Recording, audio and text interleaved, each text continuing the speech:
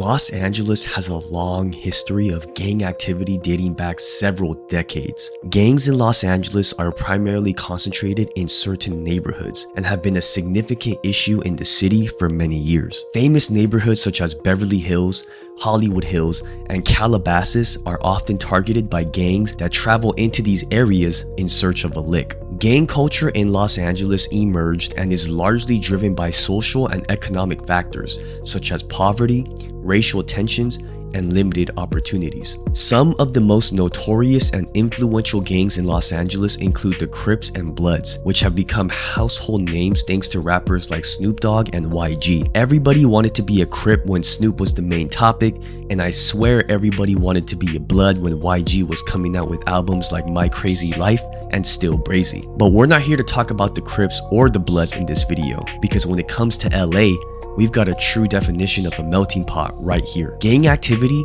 finds its way into all walks of life, and it does not discriminate by race. Throughout time, we've seen a number of gangs emerge from a grip of different communities, and one that stands out from the rest has got to be Toonerville 13. Toonerville is one of the oldest Sureño gangs with roots that date back to the 1930s. This hood has quite the reputation thanks to infamous members such as Timothy McGee, also known as the Monster of Atwater Village, who was sentenced to death after accumulating over 12 bodies. I'm pretty sure most of you guys watching are familiar with who Timothy McGee is, but if you don't, there's a ton of videos covering this guy's story all over the internet if this is something that interests you. Needless to say, with members like Timothy, Toonerville became one of the most feared gangs in the Atwater area, and they were known to be ruthless. But before we get into the video, don't forget to message me on Instagram if you have any video ideas for me. I also have to give a quick shout out to a company called Exotic Candies.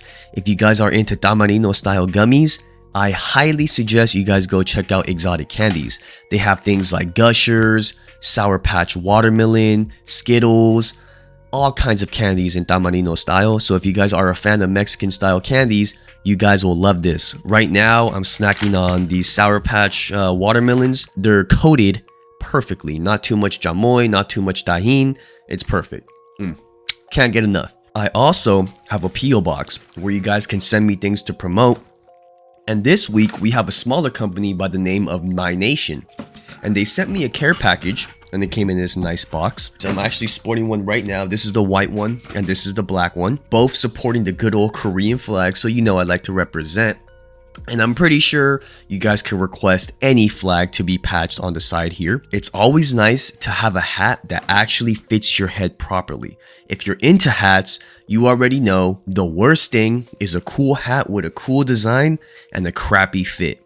So if you guys are into hats, definitely go check out My Nation. I will have their Instagram linked in the description below. But without further ado, let's get into it. Toonerville was originally known as Latin Souls. However, the name changed to Toonerville in the early 1940s. They named themselves after the Pacific Electric Railway that ran through Atwater Village and South Glendale, also known as the Toonerville Trolley. One of the reasons Toonerville is so dangerous as a neighborhood is the fact that the LA River runs through their territory. And a lot of you guys may think, okay, what's the big deal? Well, because of this river, this neighborhood has a lot of dead ends, which means one way in and one way out. If you don't know the area, it's easy to find yourself in a jam. And that's exactly what happened when members of Cypress Park made their way into Toonerville territory in order to commit a walk-up. Back in November of 1996, 60 members from Toonerville were partying on Bemis Street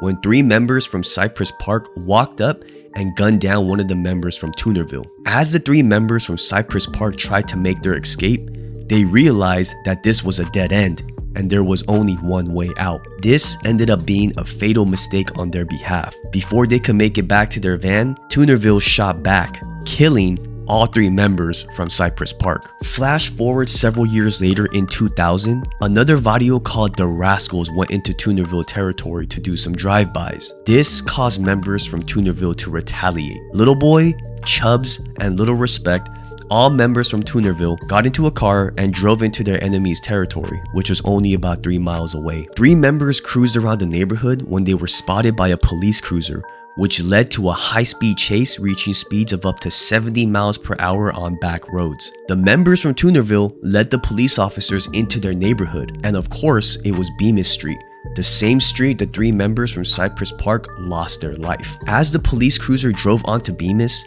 they noticed other members from Toonerville blocked off the roads with bikes and old washers and dryers. After this, members from Toonerville began shooting from behind, straight into the cop car. Little Boy hopped out and walked right up to the police and began dumping bullets into their patrol car. But by the grace of God, his gun jammed, which caused him to flee the scene, but was later stopped by backup officers that were called. No officers were killed due to the gun jamming, which was a miracle in its own right.